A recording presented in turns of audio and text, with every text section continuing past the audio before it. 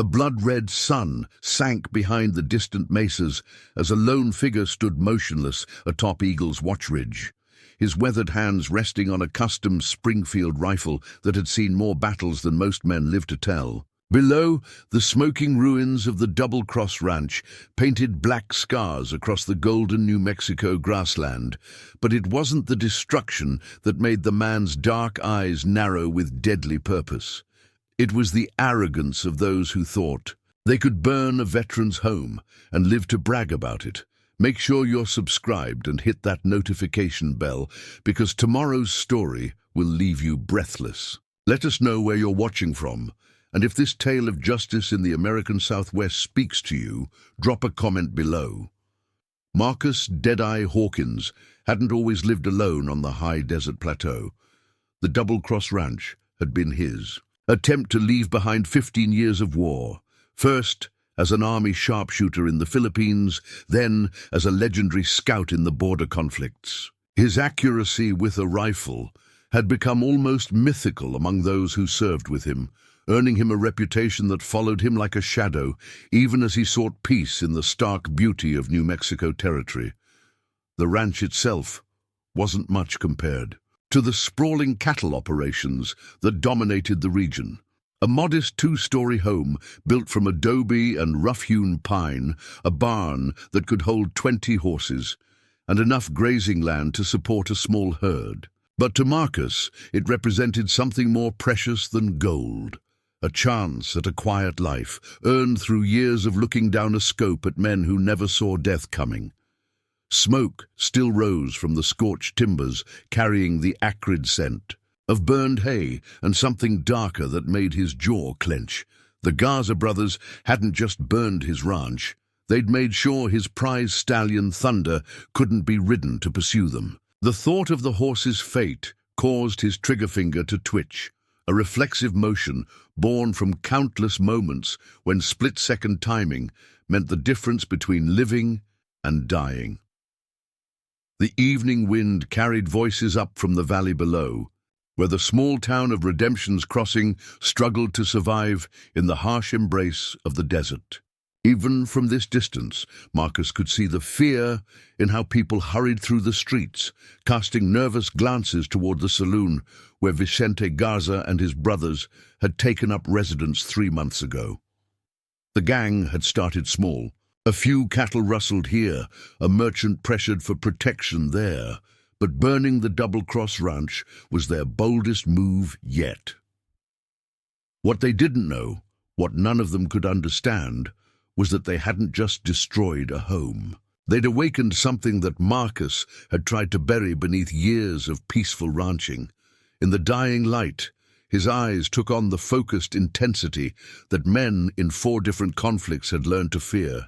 The gaze of someone who could hit a target at ranges others couldn't even see.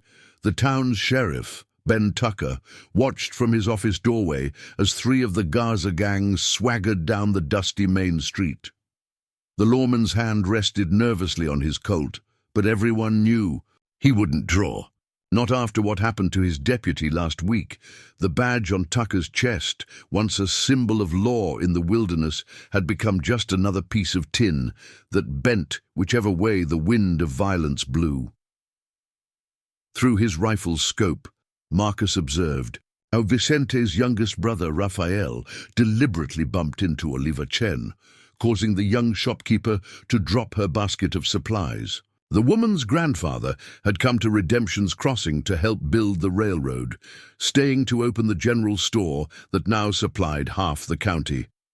The other Garza men laughed as she knelt to gather her scattered goods, their hands resting meaningfully on their gun belts. Marcus's finger caressed his rifle's trigger, an old friend that had never failed him. He could end it now. 3 shots, 3 bodies in the dust. But 15 years of combat had taught him that quick killing only led to more killing.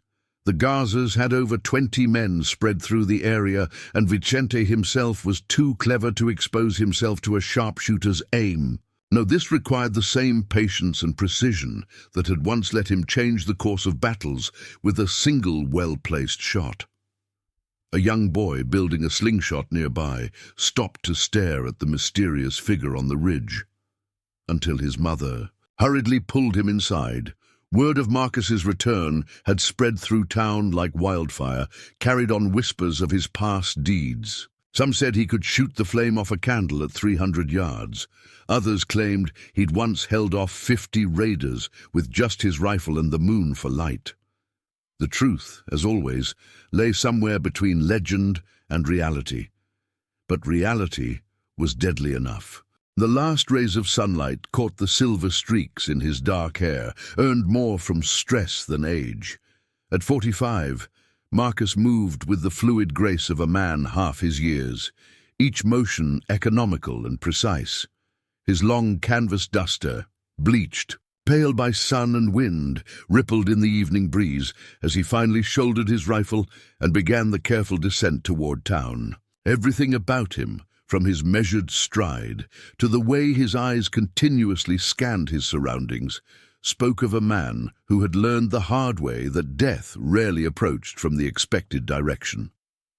In Redemption's Crossing, lights began to appear in windows like early stars, each one reflecting the hope and fear of people caught between ruthless outlaws and a man whose legend had been written in gunsmoke across a dozen territories. As darkness crept across the land, Marcus Hawkins prepared to teach the Garza brothers a lesson they should have learned before striking the match that burned his world. Some fires, once started, can only be extinguished with blood. Doctor Maria Reyes watched from her clinic's window as Marcus Hawkins materialized from the gathering darkness like a desert spirit, his boots raising no dust despite the bone-dry earth. The town's healer had treated enough gunshot wounds to recognize the deadliness in his measured movements, the way he seemed to flow through shadows rather than simply walk through them. She had also been the one to treat his wounds 5 years ago, when he first arrived in Redemption's Crossing, seeking nothing more than peace and a patch of earth to call his own. The scarring on his back had told its own story. Shrapnel from a Philippine ambush, a bullet wound that had come within an inch of his heart during the border wars, and dozens of smaller marks that mapped a history of violence he never spoke about. But it was his eyes that had struck her most, holding the same cold focus she'd seen in wounded wolves brought in by local hunters. The gaze of a predator who knew exactly how dangerous he truly was. The double-cross ranch had changed him, or at least it seemed to. Over the years, Maria had watched the tension ease from his shoulders as he threw himself into the honest work of building something rather than destroying. He started attending the town's small church, taught local kids about horses, and even smiled sometimes, though never quite enough to erase the shadow of what he had been. Now, as he moved past her clinic like smoke on the wind, she saw that the rancher had vanished, burned away with his home. What remained was the man who had earned the name Deadeye in conflicts most people only read about in newspapers. His custom Springfield rifle, worn smooth from years of use, seemed to absorb the fading light rather than reflect it. Even the weapons he carried concealed, and Maria knew there would be several, moved in perfect silence, as much a part of him as his own bones. The few townspeople still on the street quickly found reasons to be elsewhere. Not from fear of Marcus himself, he had earned their respect over the years, but from the deadly purpose that radiated from him like heat from sun-baked stone. Through her open window, Maria heard 2 of Vicente's men talking in low voices. Near the saloon, their bravado brittle as they watched the legendary sharpshooter pass. That him, the one they called Deadeye. Shut up, pendejo. He's just some broken-down rancher who needed to be taught a lesson. I heard stories from my cousin, who served in the border wars. Said this guy could hit a man's trigger finger at 400 yards, make him shoot himself trying to draw. Stories, Carlos. Just stories.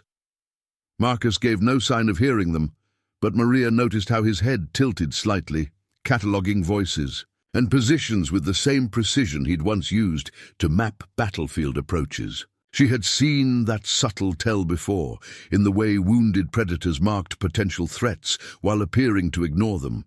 Oliva Chen hurried into the clinic, her normally calm demeanor shaken by her encounter with the Gazas. The young shopkeeper's hands trembled slightly as she set down her recovered supplies. "He's really back, isn't he, after what they did to his ranch?" Maria nodded, still watching Marcus through the window. He had stopped at the town's only hotel, the Dusty Spur, where old Tom Bradley had been running the same establishment for 30 years. The hotel owner was one of the few people who seemed unsurprised by the sharpshooter's return, simply handing him a key with a quiet nod that spoke volumes about their shared understanding of the situation. "The Gazas didn't just burn his home," Maria said softly, remembering the day 3 of Vicente's men had dragged the wounded horse into town. Thunder had been more than just a prized stallion. He had been Marcus's companion, a reminder that not all battles needed to end in bloodshed. The gang had made sure the entire town heard the animal's final moments, a deliberate message about the price of defiance. They burned away the peace he'd found here.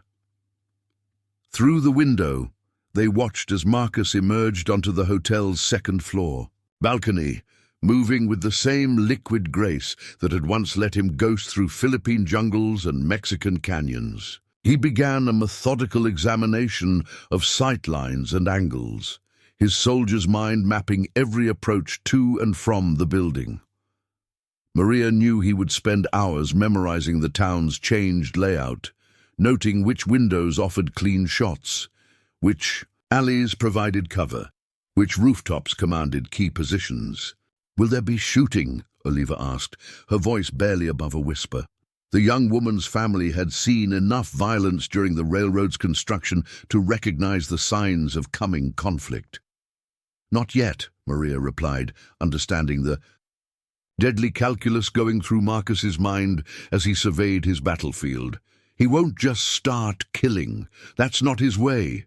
First, he'll study them, learn their patterns, their weaknesses. The Gazas think they're the hunters, but they've never faced someone like him, a man who learned warfare from people who could disappear into thin air and strike from impossible angles. As if to emphasize her point, Marcus vanished from the balcony between one breath and the next, leaving only empty air where a man had stood moments before. In the saloon across the street, Vicente's men continued their loud boasting, unaware that they were already being hunted by a predator who had mastered the art of patience in wars they couldn't imagine.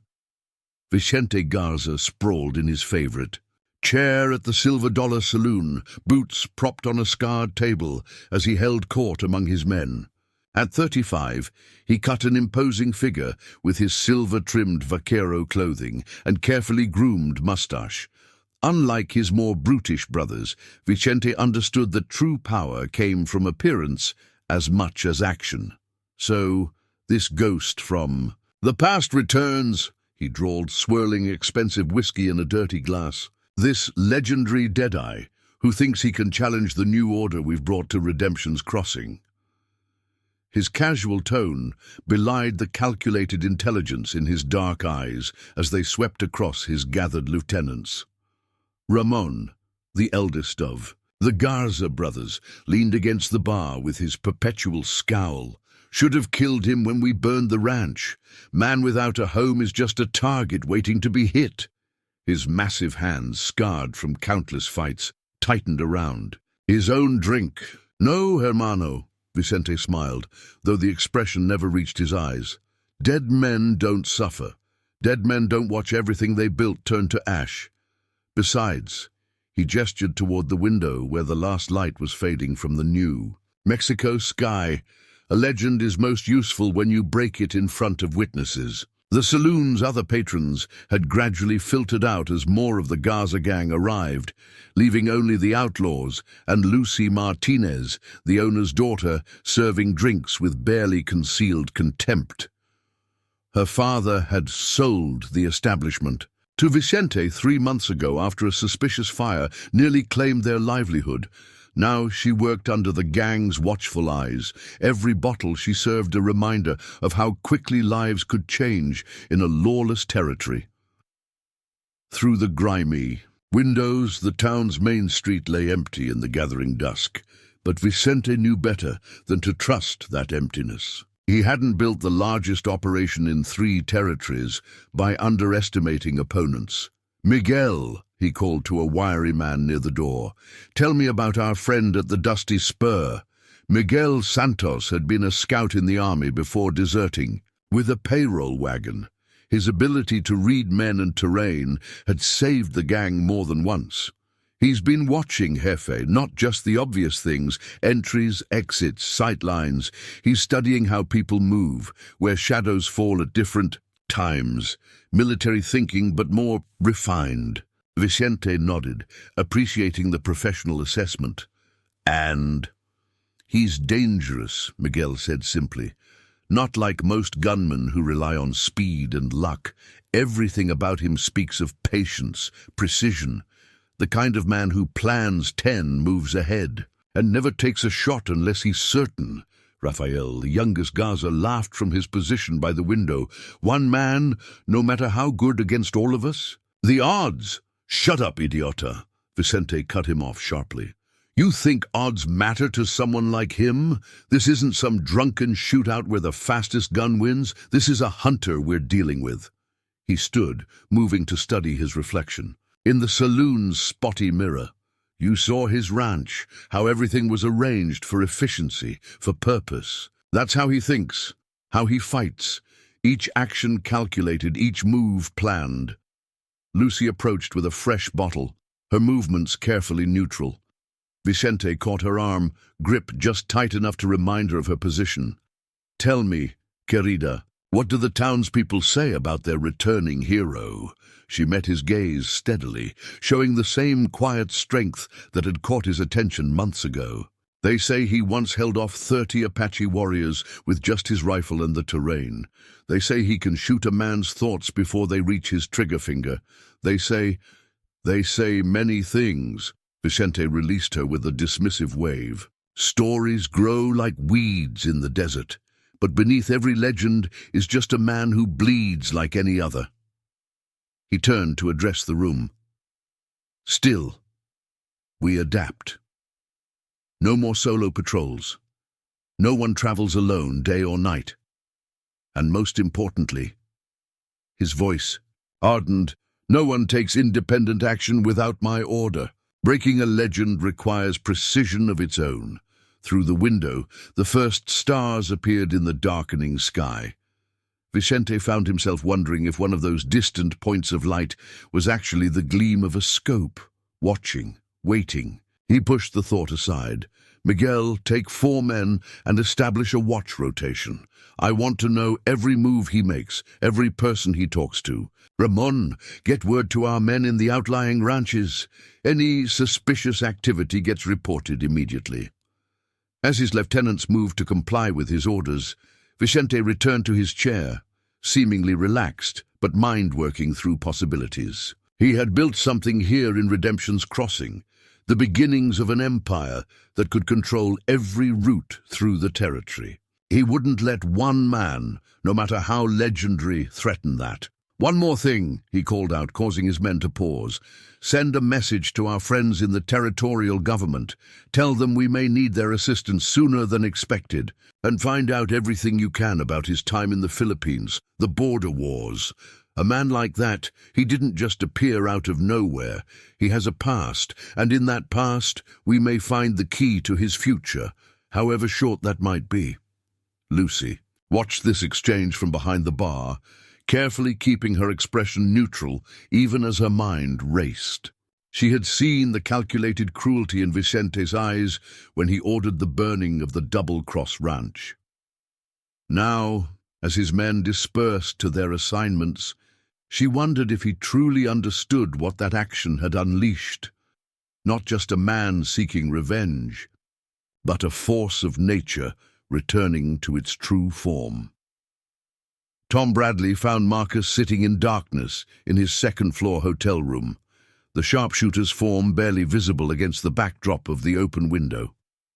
The old hotel owner had brought up a pot of coffee, real Mexican blend, not the cheap stuff he served most guests. He'd known Marcus long enough to understand the man's habits when planning. "Town's changed since you've been up at the ranch," Tom said quietly, setting the coffee pot on a worn table.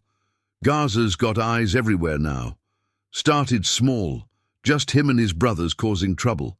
Then more men rode in, each one meaner than the last. Sheriff tried to stand up to them at first until they took his boy." Marcus's voice came softly from the darkness, measured as always. "Tell me about the boy." "Young Billy Tucker. Just turned 16, wanted to be a lawman like his pa. Garza's men caught him practicing his draw behind the livery. Beat him so bad, Doc Reyes wasn't sure he'd make it." Tom's weathered hands shook slightly as he poured 2 cups of coffee.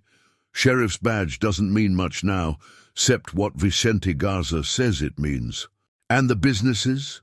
Marcus accepted the offered cup, though his eyes never left the window overlooking the main street.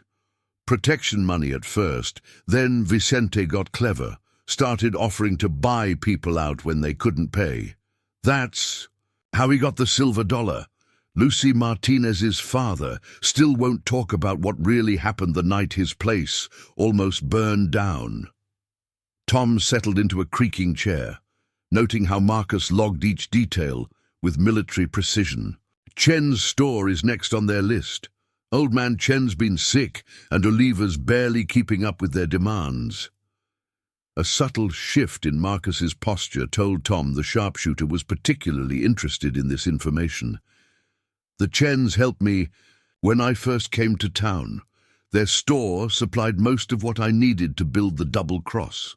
"Oliva's got spirit," Tom nodded. "Reminds me of her grandfather when he first came here to build the railroad. Man-face-down claim jumpers and thieves with nothing but determination and that old ceremonial sword he brought from China. But Vicente—" He trailed off, searching for words. "Vicente's different from most bandits. He doesn't just take, he breaks things. Makes examples. Like my horse," Marcus said softly, and Tom felt the temperature in the room seem to drop at those quiet words. "That was Raphael's idea, folks say. Youngest Garza's always trying to prove himself the cruelest." "But Vicente—" Tom's voice hardened. With disgust, Vicente saw the value in it, made sure everyone in town could hear, wanted them to understand what defiance costs. Marcus set his empty cup down with deliberate care. "Tell me about his men, numbers, habits, loyalties." 23 that I've counted, not including Vicente and his brothers. Miguel Santos runs their scouts, ex-army, knows his business. They patrol in pairs now. After some of their outlying riders went missing last month, never found the bodies, but tracks led up into Apache territory. A ghost of a smile touched Marcus's lips, gone so quickly Tom wasn't sure he'd seen it. "The Apache don't waste ammunition on deserving targets." "Who else?" "The Vargas cousins handle most of the enforcement. Young, mean, quick with their guns, but careless when they drink. Then there's El Coyote, their master tracker. Nobody knows his real name, but he came with a reputation from down Mexico way. Claims he can follow a bird's shadow across the desert." Marcus absorbed this information in silence, and Tom could almost see the tactical calculations happening behind those focused eyes. Finally, the sharpshooter spoke again. "The territorial government." Tom snorted. "Judge Wilson rides circuit through here every few months, but his pockets are deeper than his principles. Marshal's office in Santa Fe seems awful busy elsewhere. Whenever trouble starts, Vicente's got friends in high places. Way I hear it, friends can be persuaded to reconsider their loyalties," Marcus said quietly, "especially when the cost of those loyalties becomes too high." He moved slightly, moonlight catching the silver streaks in his hair. "What about Lucy Martinez?" "Careful there," Tom warned. "Vicente's taken a special interest in her. Claims he's courting her proper-like, but everyone sees the bruises she tries to hide." Her father's half dead from shame, drinking himself to sleep every night in that back room Vicente generously lets him keep. Marcus's response was interrupted by the sound of horses on the street below. Both men moved to the window, watching as Ramon Garza led a group of riders toward the stable. Their voices carried clearly in the night air. "Want eyes on him at all times, comprende? Vicente says he's planning something, and I ain't taking chances with no ghost stories about his shooting." Tom noticed how Marcus studied their movements, noting how they positioned lookouts and established fields of fire. The military precision in the gang's deployment suggested Vicente was more tactically minded than the average bandit. "They're afraid," Marcus observed softly. "Fear makes men predictable, makes them bunch together, seek strength in numbers." His hand unconsciously touched his rifle, lying within easy reach. "But numbers don't matter much to a well-placed shot." Tom stood, gathering the coffee cups. "Town's waiting, Marcus. Not just for justice, but for someone to remind them that not all strength comes from cruelty.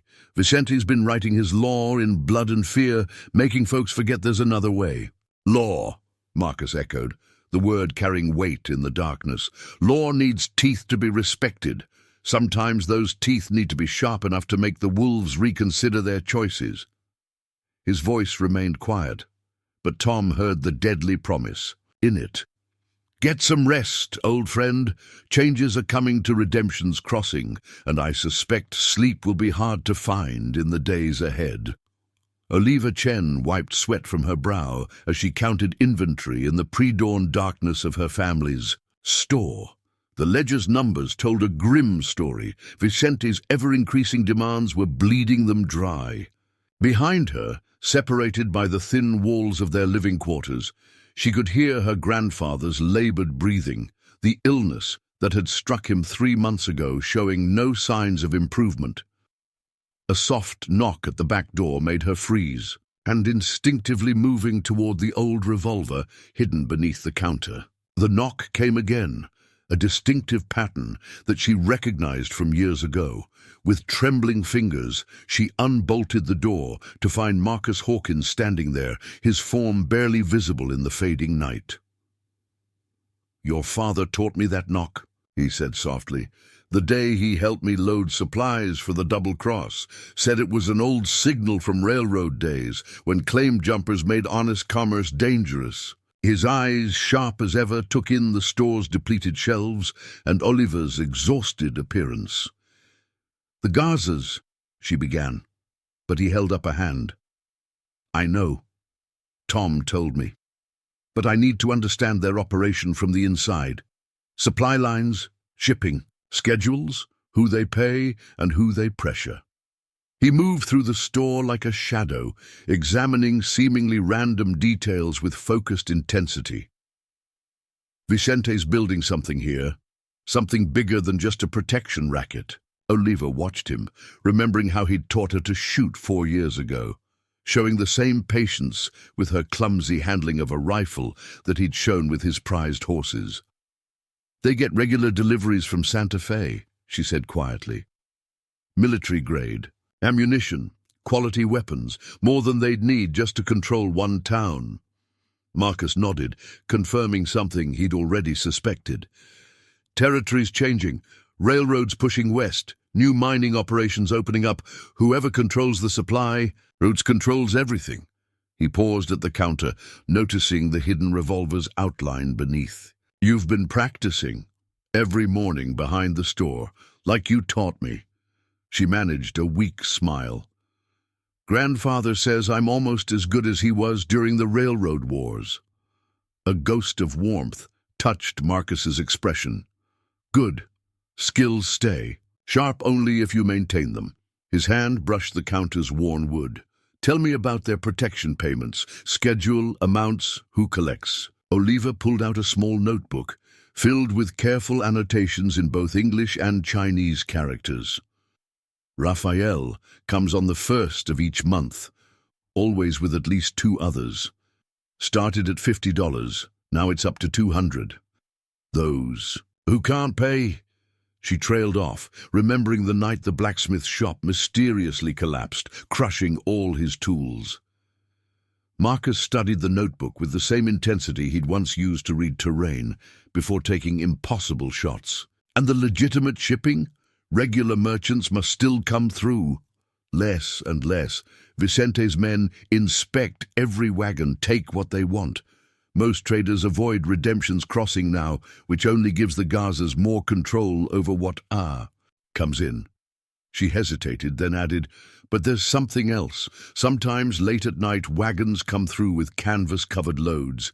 They don't stop in town, head straight out toward the old mission ruins." This caught Marcus's full attention. "How often?" "Every 2 weeks or so. Miguel Santos always leads the escort, at least 6 riders. They're more nervous those nights, double the patrols." Oliva's voice dropped lower. "Last week, I saw them loading crates into one of the wagons. Military markings, like I used to see on the ammunition shipments during the border troubles." Marcus absorbed this information in silence, his mind clearly mapping connections. "The mission's a good choice," he finally said. "Remote, multiple, escape routes, old tunnel system from Spanish days. Perfect for a major operation." His eyes met hers. "When's the next delivery due?" Oliva consulted her notebook. 4 days if they keep to schedule. New moon, so they'll have darkness for cover." "Good." Marcus moved toward the door, then paused.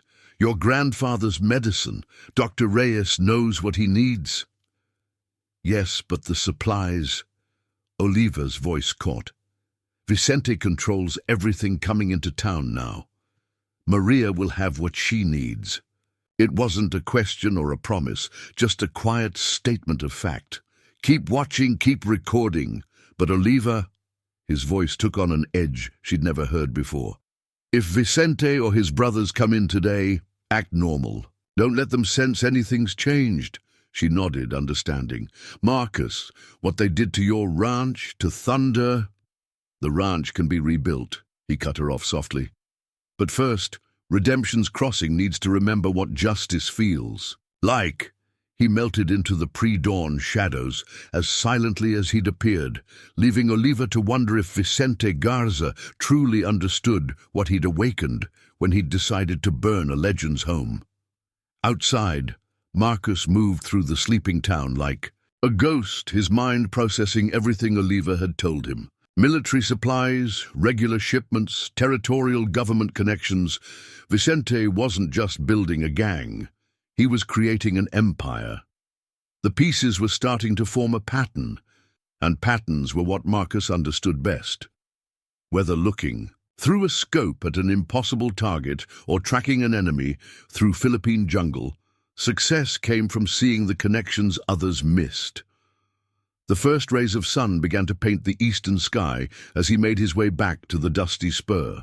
4 days, a wagon would head for the mission ruins under cover of darkness. Until then, he had preparations to make and a message to send, one that would remind Vicente Garza that some legends earned their reputations the hard way. Miguel Santos rode through the early morning light, scanning the desert landscape with the practiced eye of a former army scout. Something felt wrong, a tension in the air that made the horses nervous and set his instincts screaming. Behind him, 4 of Vicente's men spread out in a standard patrol formation, watching for any sign of the man they'd been ordered to track. The first indication that the hunter had become the hunted was subtle, a glint of metal from eagles. Watchridge, gone so quickly Miguel thought he'd imagined it. Then came the shot, its report echoing off the canyon walls like distant thunder. One of his men's canteens exploded, spraying water across the dusty ground. "Scatter!" Miguel barked, but 2 more shots rang out in rapid succession. 2 more canteens burst, their contents turning desert dust to mud. The message was clear. Those shots could have been aimed at heads rather than water carriers. A voice carried across the distance, soft as wind through sage, but somehow reaching every ear. "That's 400 yards with a moderate crosswind.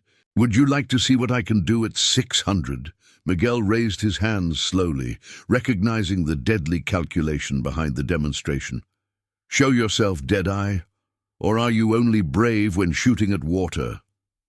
Brave? The voice seemed to come from a different direction now, though none of them could spot its source. Bravery belongs to soldiers, Miguel. You were one once, 4th Cavalry if I recall, distinguished service until that unfortunate incident with the payroll wagon. The words hit Miguel like physical blows. Few knew about his past, and fewer still lived to speak of it. How I make it my business to know my opponents. Another shot cracked out, sending Miguel's hat spinning into the dust. Just like I know Vicente's building more than just a gang out here. Military supplies, regular shipments, territorial connections. Patterns emerge for those who know how to read them. Miguel's men looked to him for guidance. Their earlier bravado replaced by the fear of men who realized they were dealing with something beyond their experience. The former scout recognized the tactics being employed, psychological warfare of the highest order. "What do you want?" Miguel called, out trying to locate the shooter's position. The terrain made it impossible, with too many ridges and outcrops that could conceal a skilled marksman. "Want?" A pause, then another shot. The leather strap holding Miguel's rifle to his saddle parted as cleanly as if cut by a knife. "I want you to deliver a message. Tell Vicente that burning my ranch wasn't his mistake. Thinking I wouldn't come back, that was his mistake. You're one man," Miguel argued, though his voice lacked conviction. "Vicente has numbers?" The voice carried a hint of cold amusement. "Numbers didn't help the Apache war party that tracked me through the Dragoon Mountains. Didn't save the revolutionaries who ambushed my unit in Mindanao." Another shot, another water canteen exploded. "Tell Vicente that every man who rode with him that day signed his own death warrant. The only question is who goes first." One of Miguel's men, a young tough named Rodriguez, suddenly spurred his horse forward. "To hell with this! No one man can—" His words cut off as a shot kicked up dust inches from his mount's hooves, causing the horse to rear in panic. "That was a warning," the voice said softly. "The next one removes your trigger finger. Choose carefully, boy." Miguel had seen. "Enough! Stand down, idiota! Can't you see he's playing with us?" He turned his face to the surrounding ridges. "Your message will be delivered, Deadeye, but Vicente won't run. This isn't the Philippines or the border wars." "No," Marcus agreed, his voice somehow closer now, though still invisible. "This is personal. One more thing. Tell Vicente's brothers that Thunder had more courage in his dying breath than they'll show in their entire lives. They made it personal when they killed my horse. The morning wind carried the threat across the desert like a physical force." Miguel, who had once prided himself on his tracking abilities, realized with growing unease that he couldn't tell where the voice was coming from anymore. It seemed to come from everywhere and nowhere, just like the stories he'd heard about Deadeye's campaigns during the border conflicts. "Go," Marcus commanded softly. "Next time we meet, I won't be sending messages with water." Miguel gathered his shaken men with a gesture, noting how their eyes darted nervously between the surrounding ridges. As they rode back toward town, he felt the weight of unseen eyes following their every move. His military training told him they were dealing with more than just a skilled marksman. This was a hunter who had mastered the art of psychological warfare. In Redemption's Crossing, Vicente Garza was waiting in the Silver Dollar when Miguel's patrol returned. One look at their faces told him something had changed. When Miguel delivered Marcus's message, the gang leader's casual demeanor cracked slightly, showing the first hints of genuine concern. He knew about the shipments? Vicente demanded, his voice sharp. About the military supplies? Miguel nodded grimly. New things he shouldn't know, Jefe. About my past, about your plans, and the shooting. He shuddered slightly. I've seen expert marksmen before, but this was different. He wasn't just showing off, he was demonstrating that he could have killed us at any time. Vicente absorbed this information in silence, his fingers drumming restlessly on the saloon table. Finally, he spoke. "Send riders to the mission. I want everything valuable moved by sunset. And find out who's been talking." Someone must have told him about our operation. But Miguel Santos, who had survived years of frontier warfare, wasn't so sure. The encounter had left him with the unsettling feeling that they weren't dealing with just a man seeking revenge. They had awakened something far more dangerous, a force of nature that had simply been waiting for the right moment to reveal itself. Dr. Maria Reyes knelt beside Marcus in the shadows of her clinic's back room, carefully cleaning a long graze across his ribs. The wound wasn't serious, a lucky shot from one of Vicente's rooftop sentries during his nighttime reconnaissance, but it served as a reminder that even legends weren't invulnerable. "They've tripled their patrols," Marcus reported softly, his voice showing no sign of discomfort as she worked. "Vicente's moving something valuable from the mission, just like I planned. Making them rush makes them sloppy." His eyes, cold as desert stars, tracked something only he could see. "But there's more happening here than gun running." Maria's skilled hands paused in their work. "What do you mean?" "The military supplies, the territorial connections, the size of their operation. It's too organized for common bandits." He shifted slightly, allowing her better access to the wound. "Vicente's building an army, not just a gang. Question is, for whom?" Before Maria could respond, a subtle knock at the back door made them both tense.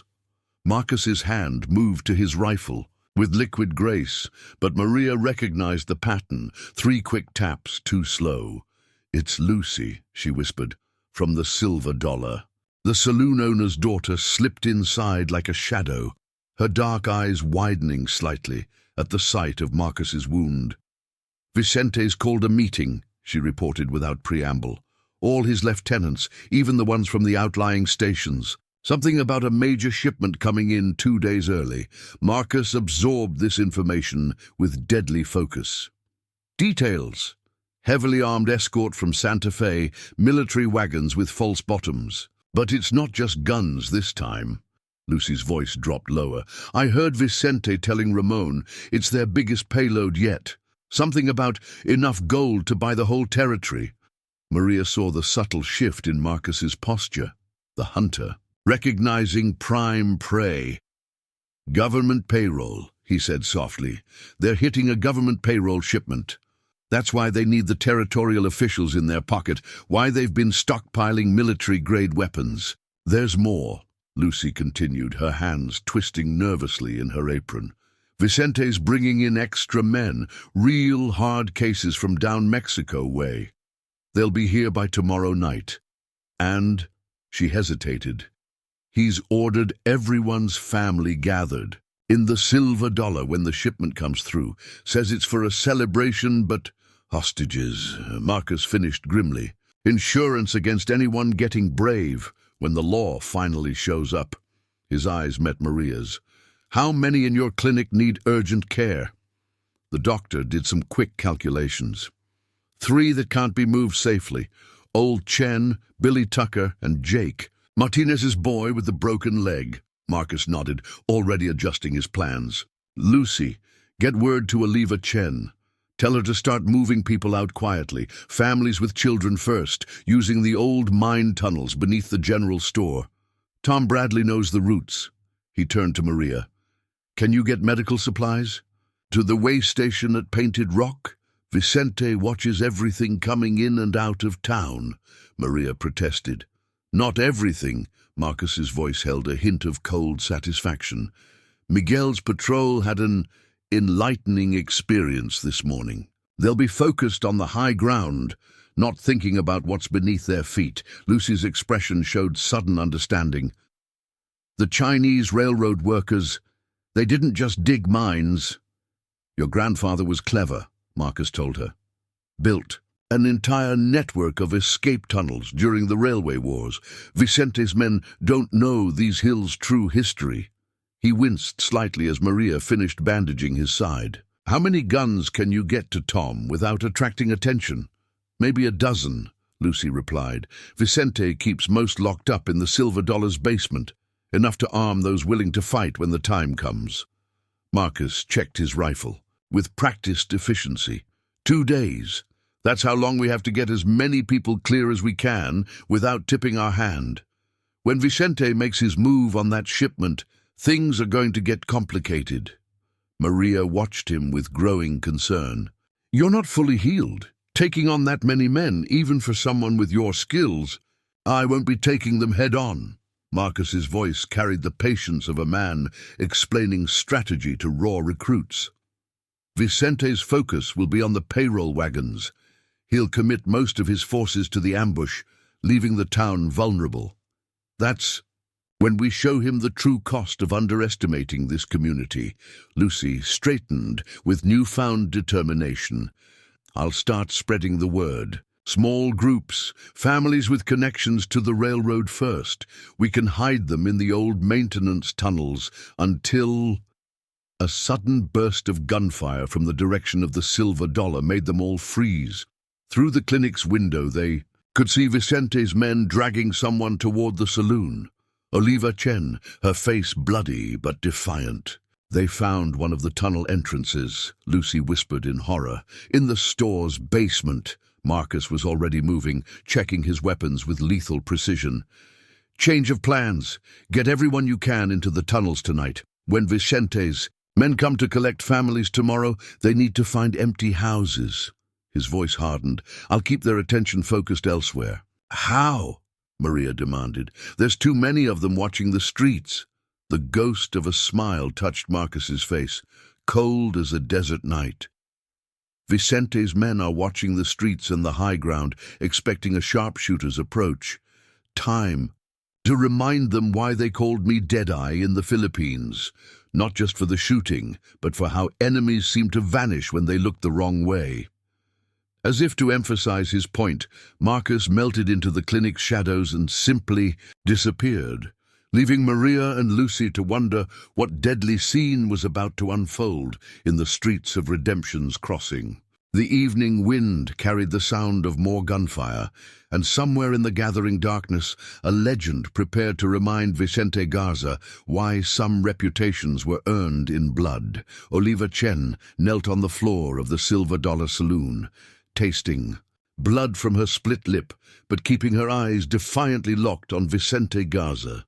The gang leader paced before her, his usual smooth demeanor cracked by barely contained rage. "Secret tunnels," he spat, gesturing at the maps they'd found in her store's basement.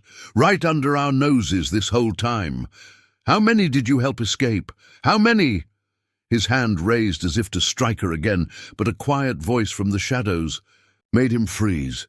"Touch her again, and a missing payroll will be the least of your concerns." The words seemed to come from everywhere and nowhere, carrying deadly promise in their softness. Vicente's men immediately raised their weapons, spinning to cover every corner of the saloon.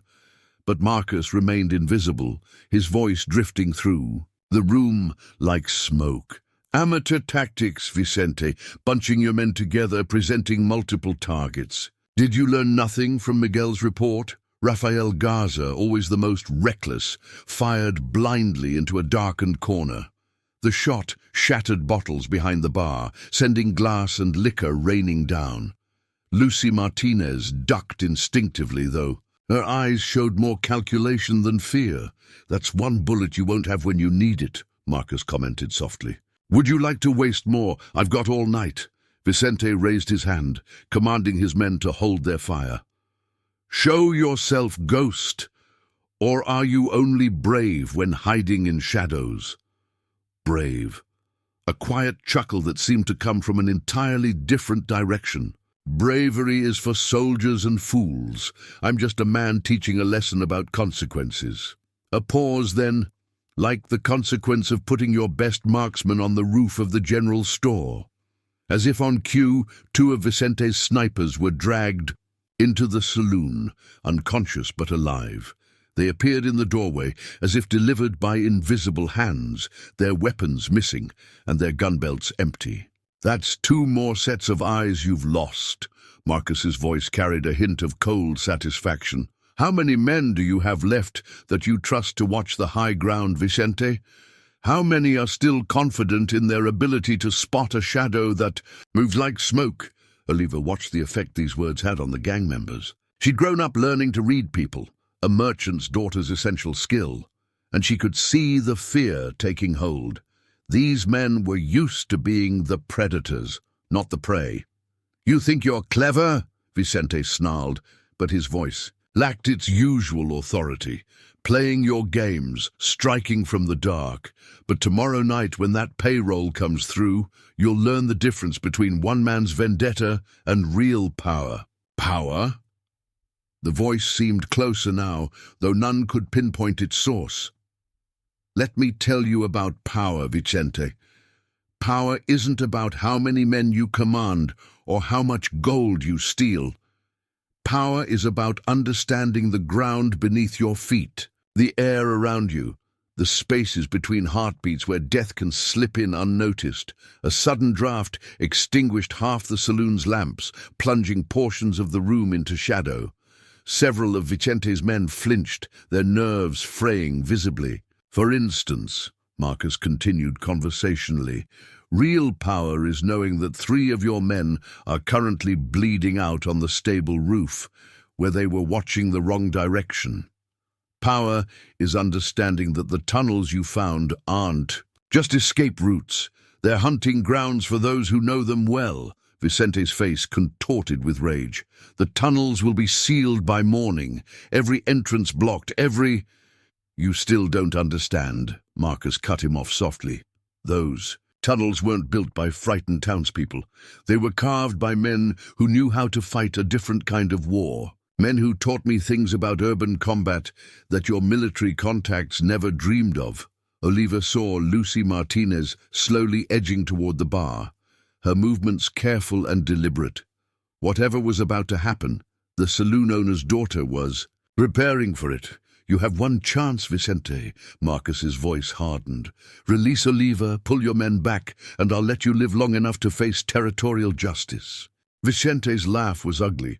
"Or what? You'll shoot us all from the shadows? Even you can't take on 20 men in a closed room." 20? The amusement in Marcus's voice carried an edge like a razor. "Count again." Vicente spun, his eyes widening, as he realized that several of his men had simply vanished from the room during the conversation. No sounds, no warnings, just empty spaces where armed guards had stood moments before. "That's the thing about shadows," Marcus commented. "Once you start looking into them, it's hard to tell which ones might look back." Another lamp went out, the darkness seeming to breathe. "Last chance, Vicente. Oliva walks out of here, or I start demonstrating why they really called me Deadeye in the Philippines." The gang leader's composure finally cracked. "Kill her! Kill them all!" But as Vicente's remaining men raised their weapons, the real lesson began. Oliva felt strong hands pull her behind the bar as all hell broke loose in the Silver Dollar Saloon. In the chaos that followed, she would never be quite sure what she saw. Only that shadows seemed to move with deadly purpose, and men fell to shots that came from impossible angles. The legend of Deadeye was about to add another chapter to its bloody history, and Redemption's Crossing would never forget the night when darkness itself seemed to hunt the hunters. Chaos erupted in the Silver Dollar Saloon as Vicente's men fired blindly into the shadows, their shots splintering wood and shattering the few remaining lamps. Oliva Chen huddled behind the bar with Lucy Martinez, listening to the deadly dance playing out in the darkness. The sound of gunfire was punctuated by cries of surprise and pain as unseen hands dealt swift justice. Marcus moved through the darkness, like a spirit, each motion precise and economical. His first 3 shots dropped the men guarding the main entrance, their bodies falling before the sound of his rifle had finished echoing. Two more shots in rapid succession took out the lanterns. Above Vicente's head, plunging the center of the room into total darkness. "Is this what you wanted, Vicente?" Marcus's voice seemed to come from multiple directions at once, a trick he'd learned in the Philippine jungles. "A chance to test yourself against the legend." The soft words carried over the sounds of panicked shooting. But legends don't come from nowhere. They're born in blood and darkness, in places where men learn that survival depends on becoming one with the shadows. Ramon Garza, trying to maintain some semblance of control, began shouting orders. "Form a circle, backs together. Don't let him." His words cut off in a grunt as something struck him from behind, sending him sprawling.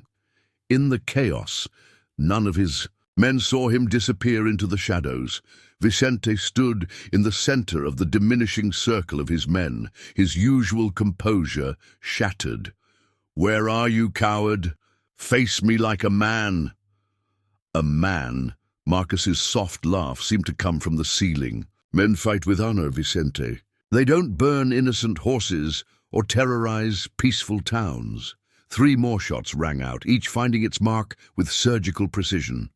"You wanted the legend? Well, here it is." Oliva peered over the bar's edge, witnessing a display of combat, skills that seemed more supernatural than human. Marcus appeared and disappeared like smoke, each emergence marked by the fall of another gang member. He moved with fluid grace through the darkness, his shots coming from impossible angles as he used the saloon's architecture against his opponents. Lucy touched Oliva's arm, gesturing toward a hidden panel behind the bar. "Father's escape tunnel," she whispered. "We should—" "No," Oliva replied firmly. "I won't run, not this time." She gripped the revolver Marcus had taught her to use, watching as Vicente's carefully built empire crumbled around him. Rafael Garza, panic finally overwhelming his judgment, made a break for the door. He made it 3 steps before a shot caught him in the leg, sending him crashing into a table. As he tried to rise, strong hands materialized from the darkness, dragging him into the shadows. His screams were cut short by the sound of a rifle butt meeting flesh. "That's for thunder." Marcus's voice carried quiet satisfaction. "Though your brother's turn will be worse." Vicente, realizing the desperate nature of his situation, grabbed Lucy Martinez from behind the bar, using her as a shield. "Enough games. Show yourself or she dies." The darkness seemed to pause, considering. Then Marcus's voice came again, closer than ever. "You still don't understand what you're dealing with, Vicente. This isn't a game. This is a hunt, and you're not the hunter anymore." Oliva saw her opportunity. As Vicente's attention focused on the shadows before him, she raised her revolver just as Marcus had taught her. The shot wasn't perfect. The bullet caught Vicente in the shoulder rather than the chest, but it was enough to make him release Lucy and stagger backward. The saloon owner's daughter didn't waste the opportunity. She drove her elbow into Vicente's wounded shoulder, breaking free and rolling behind an overturned table. In the same instant, Marcus materialized from the shadows like an avenging spirit, his rifle butt catching Vicente's jaw with devastating force. The gang leader went down hard, his expensive clothes now covered in blood and dirt. Around him lay the unconscious or groaning forms of his men, taken down with the same clinical efficiency that had made Marcus legendary in 3 different conflicts. "You had choices," Marcus said softly, standing over Vicente's fallen form. "Could have been content with ordinary banditry, could have left peaceful ranches alone, could have chosen not to burn my home." His rifle pressed against Vicente's chest. "But you wanted to make a statement, wanted everyone to see your power." Vicente, blood streaming from his split lip, managed a defiant glare. "Kill me then. Prove the legend true." "Kill you." Marcus's voice carried a cold smile. "No, Vicente, death is too simple. You're going to live to face every person you've wronged, every family you've terrorized. Live to watch as territorial judges who once took your bribes compete to sentence you." He paused, then added softly, Live to remember how one man dismantled everything you built, piece by piece, shadow by shadow. Oliva emerged from behind the bar, her revolver still trained on Vicente. Lucy joined her, and together they watched as Marcus efficiently began securing the fallen gang members with their own gun belts. Outside, they could hear the sounds of townspeople emerging from hiding, drawn by the sudden silence following the gunfight.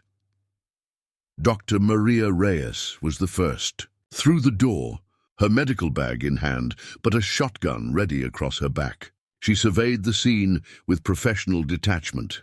"Anyone dead?" "No," Marcus replied, checking Vicente's bonds, "though some might wish they were when they wake up. Lucy, that secure room in the basement, it should hold them until the territorial." "Marshal arrives?" Lucy nodded, her composure returning now that the danger had passed. Built to hold drunks during the railroad days, solid stone walls, one entrance easily guarded. Through the saloon's windows, dawn was beginning to paint the eastern sky in shades of gold and rose.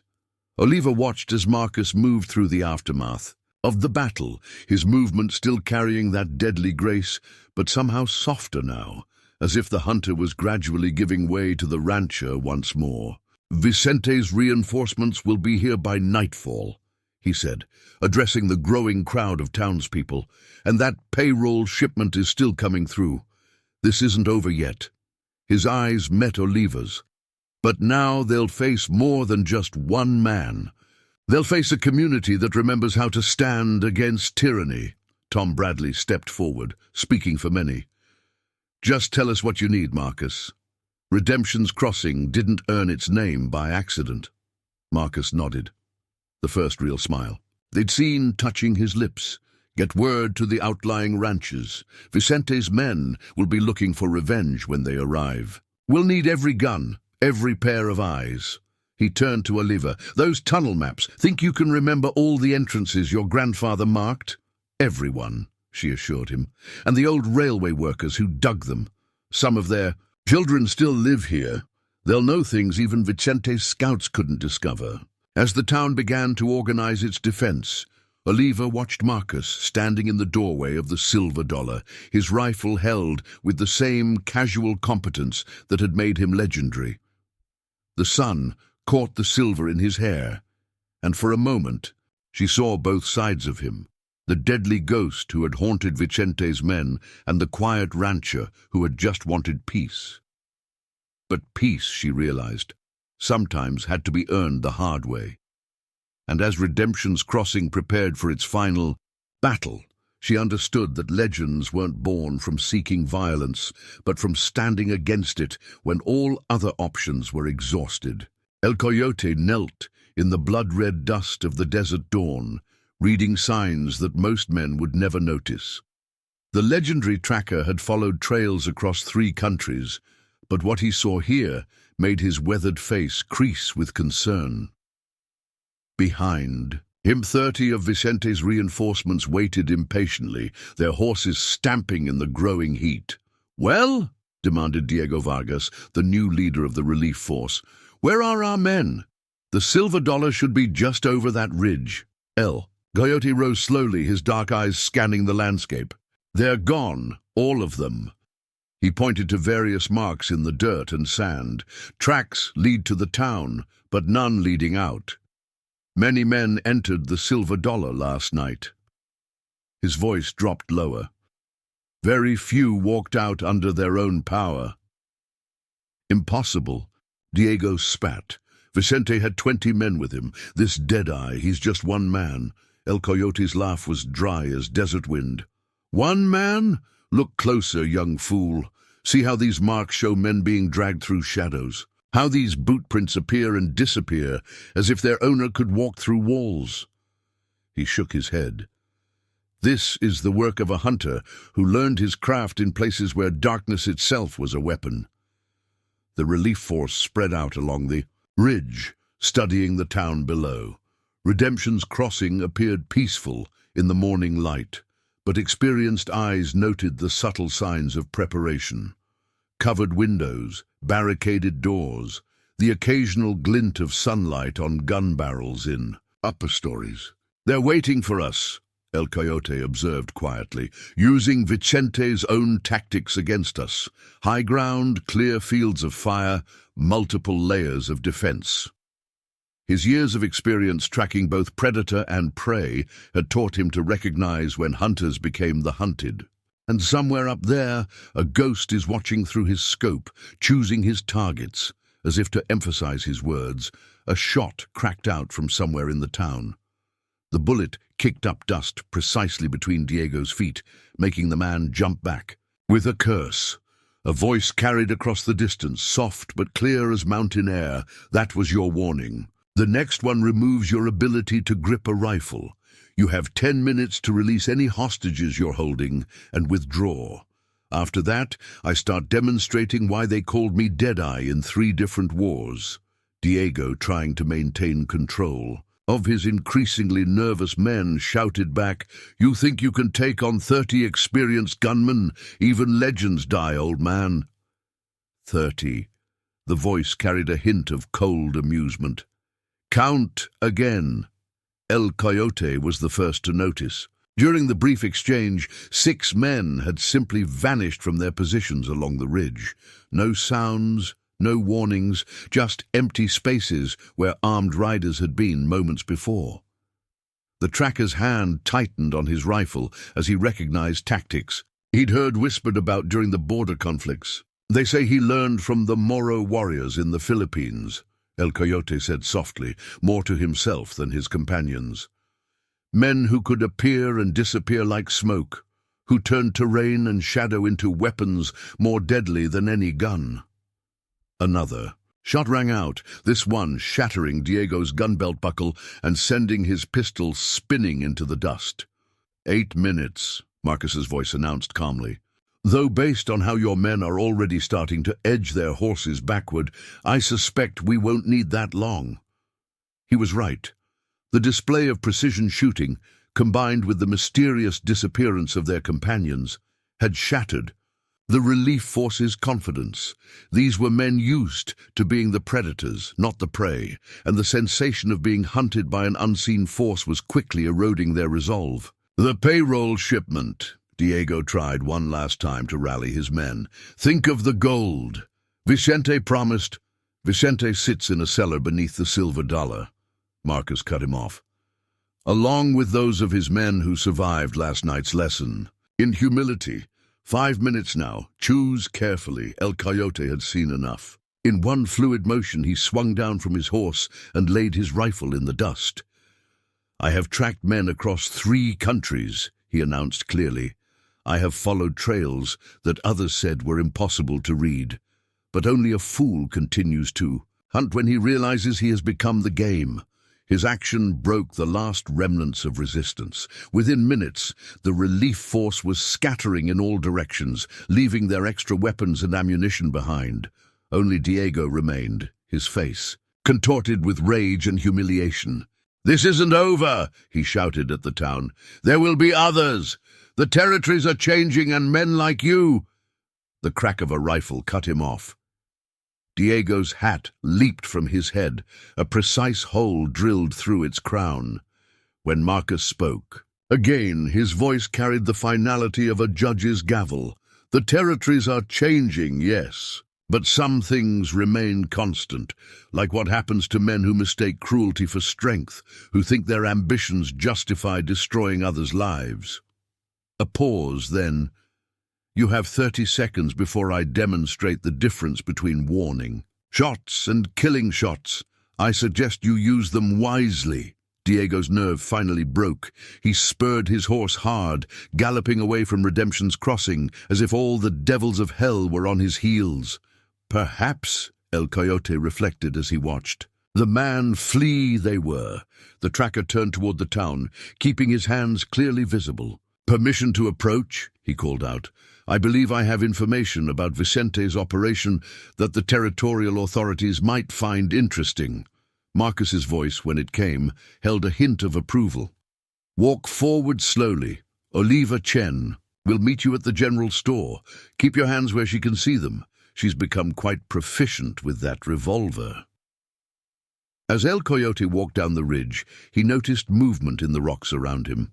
Townspeople emerging from hidden positions, armed with an odd assortment of weapons, but showing the determined look of people who had remembered how to fight back. The tracker smiled slightly, understanding now why Vicente's plan had been doomed from the start.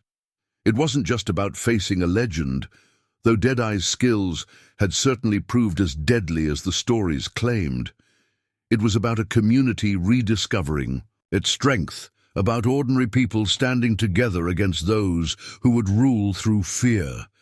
Vicente had burned a man's ranch, not realizing he was providing the spark that would ignite a very different kind of fire.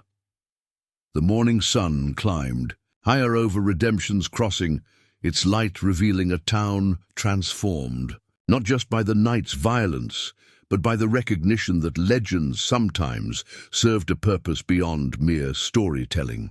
They reminded people that standing against evil wasn't just the duty of heroes, but of anyone who believed in justice. And, somewhere up high, watching through his scope as El Coyote approached with his surrender, Marcus allowed himself a small smile.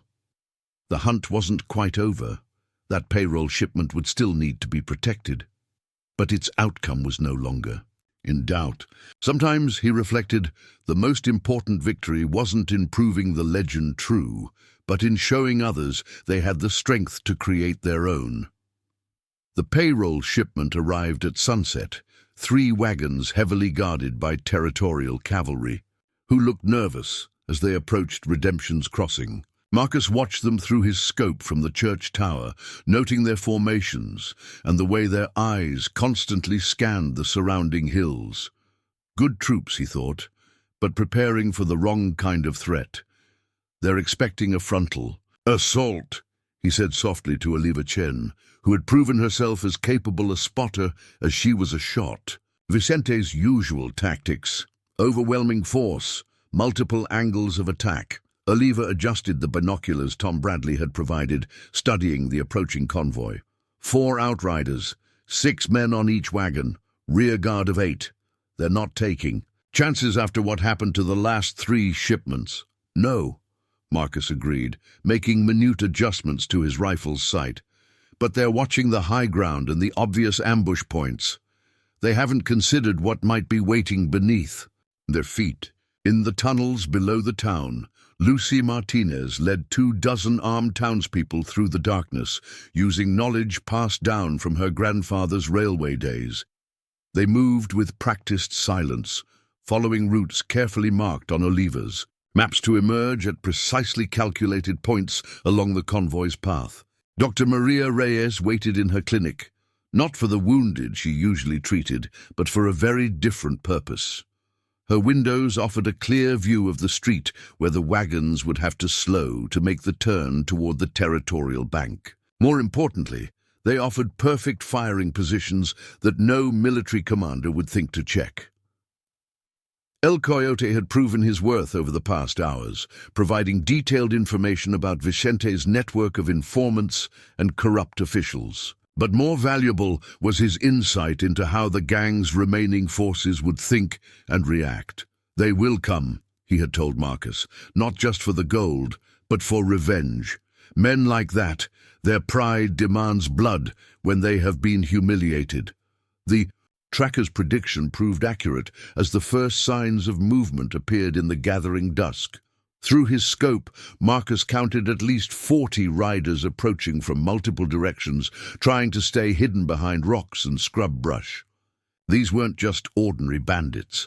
Their movements showed military training, probably deserters from both sides of the border. "Right on schedule," Marcus murmured, his finger resting lightly on his rifle's trigger. "Oliva, give the signal." Oliva struck a match, holding it to a carefully prepared lamp. The light pattern, 3 long flashes, 2 short, carried coded instructions to the townspeople hidden throughout Redemption's Crossing. Years of living under Vicente's terror had taught them the value of subtle communication.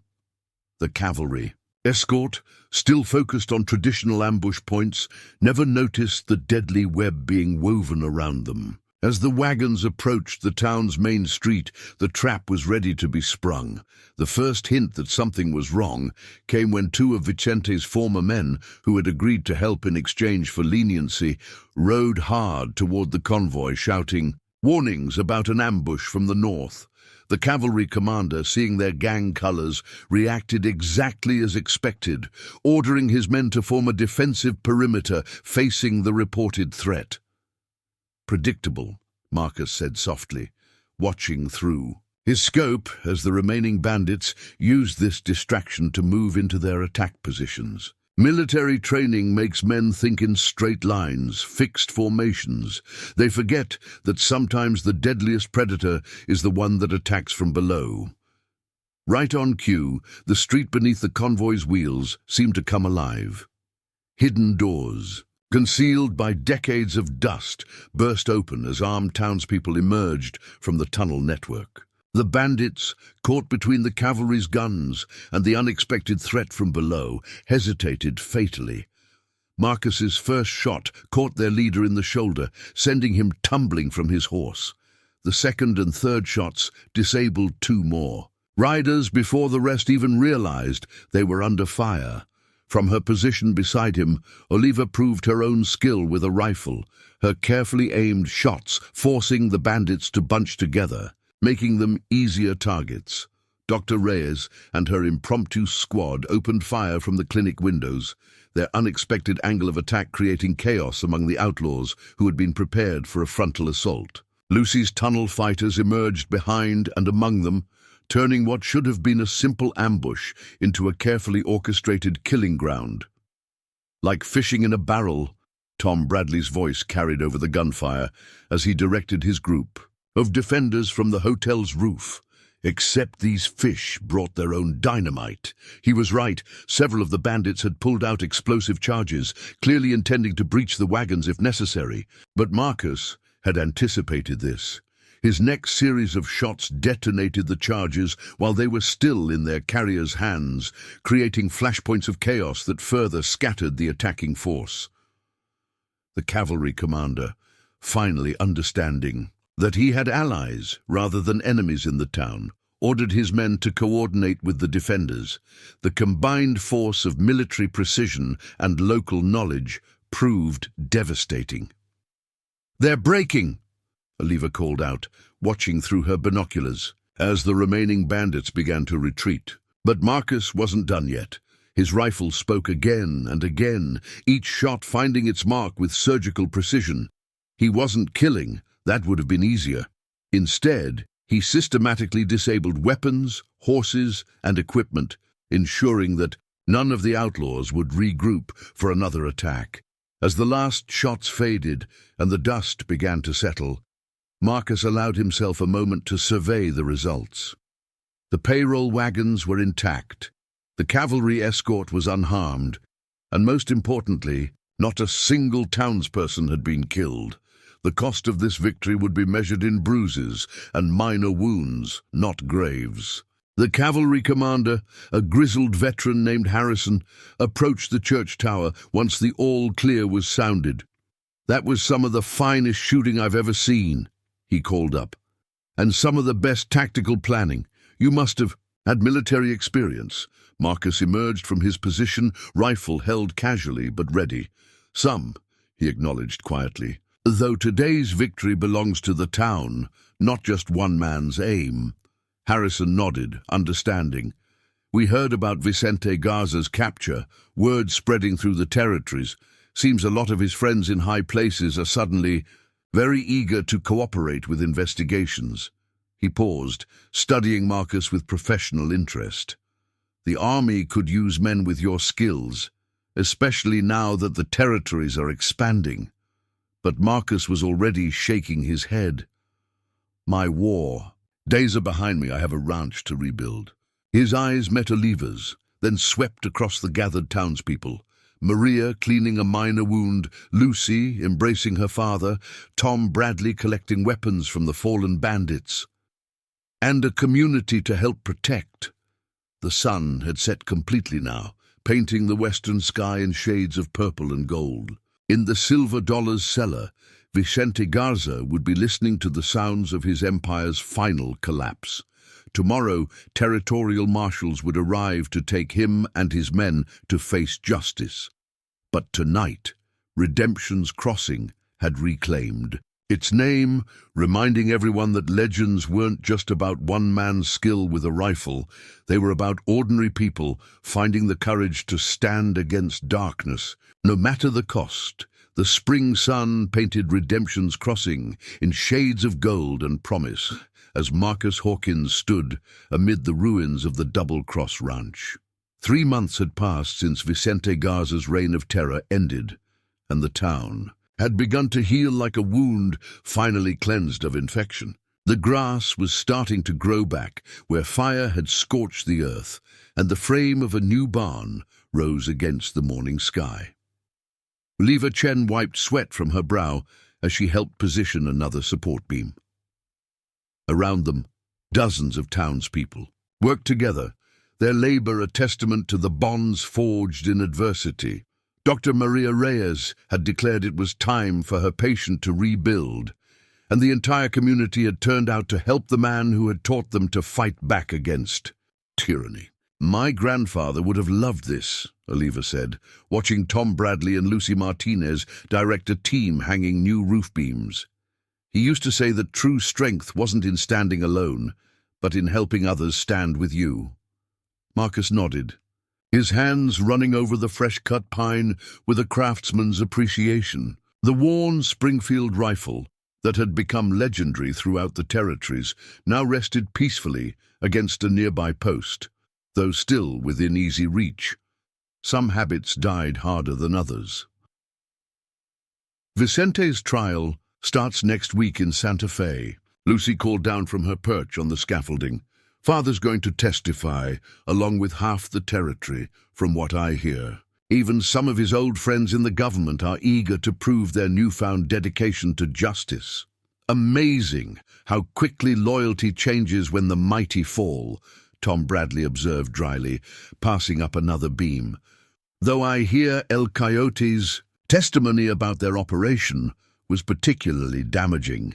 Man knows how to track paper trails as well as he does boot prints." Marcus allowed himself a small smile, remembering the legendary tracker's methodical dismantling of Vicente's network. During the territorial hearings, El Coyote had proven that some men could choose a different path when given the chance, turning his skills toward justice rather than profit.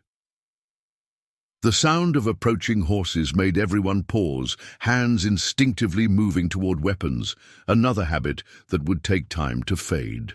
But it was only Dr. Reyes returning from her rounds, leading a string of 3 horses.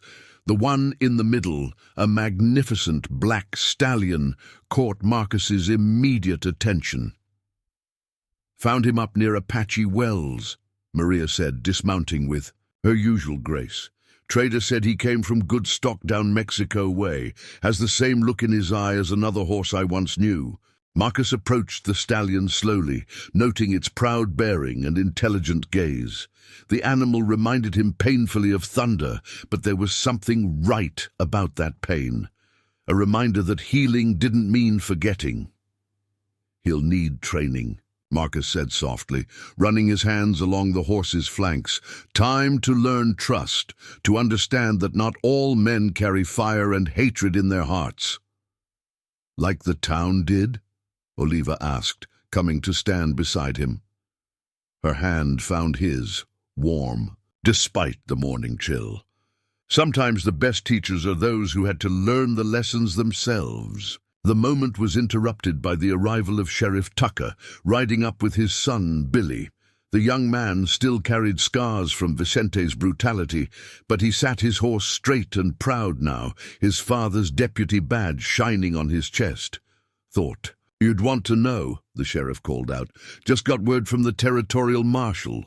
They found Diego Vargas and what's left of Vicente's men trying to cross into Mexico. Seems they decided the northern territories weren't healthy for them anymore." "Can't imagine why," Tom Bradley chuckled. What with every settlement from here to Dakota suddenly remembering they don't have to bow to men with guns and ugly intentions. Lucy descended from the scaffolding, brushing sawdust from her clothes. Father's turning the silver dollar back into a proper establishment. Says he wants it to be a place where folks can gather without fear again. She smiled at Marcus.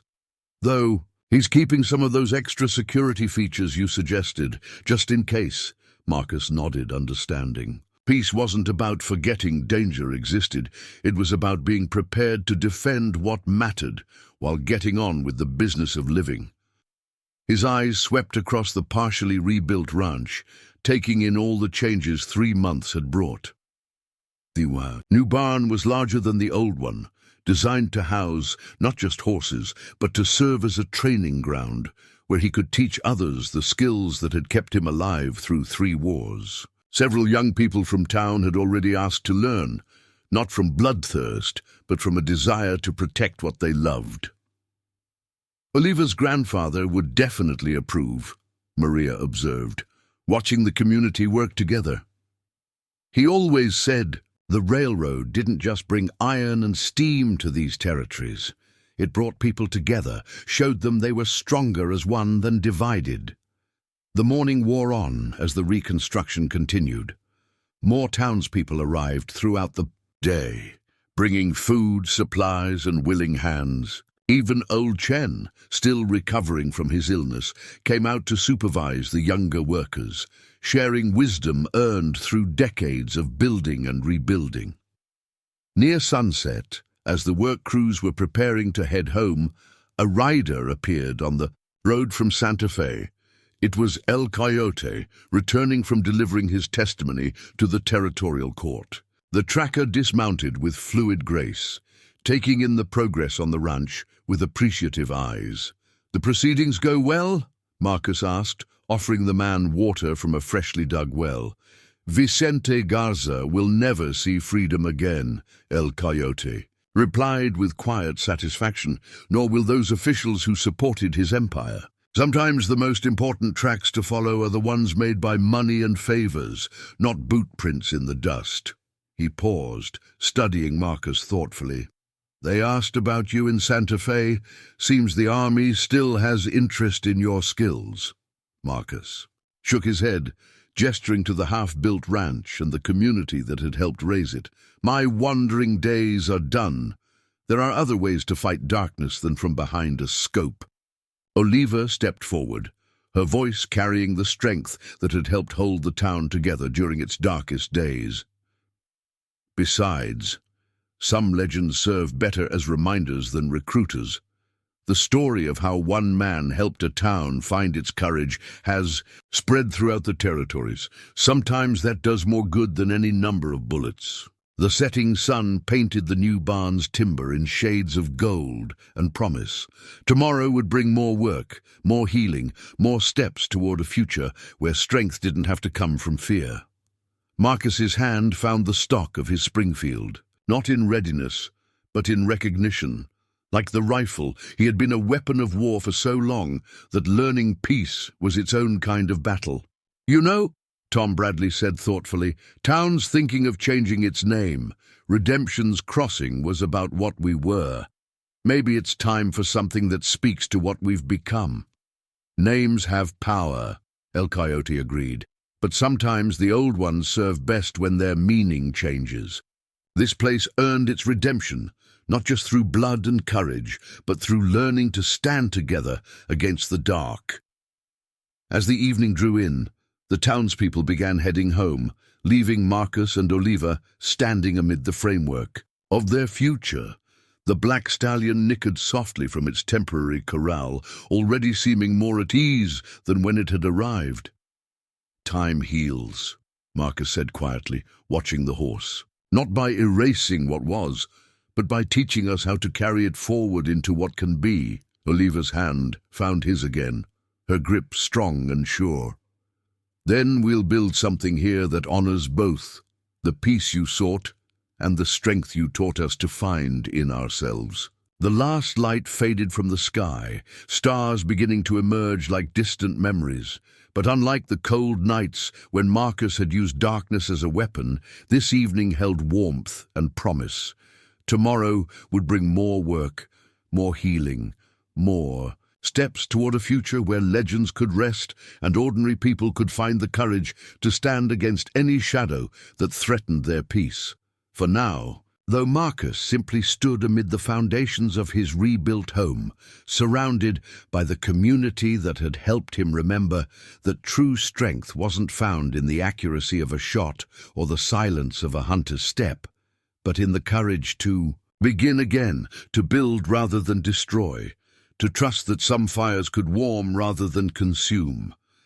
And in the gentle evening breeze, carried on winds that once howled with vengeance but now whispered of hope, the legend of Deadeye began its own transformation, from a tale of war and retribution to one of redemption, renewal, and the enduring power of a community that had learned to stand together against the darkest nights.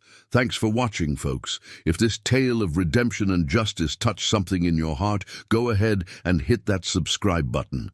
We've got more gripping stories coming your way tomorrow, each one carefully chosen to remind us that courage comes in many forms. Let us know in the comments where you're watching from, and if you enjoyed this story of how one sharpshooter's legend helped a town find its strength. And if you're curious about what happened to Vicente Garza in that territorial prison, or how Marcus's legacy shaped the future of Redemption's Crossing, make sure you've got those notifications turned on. Tomorrow's story might just answer those questions and more. Stay strong out there, and remember, sometimes the greatest legends aren't about one person's skills, but about a community's courage to stand together against darkness.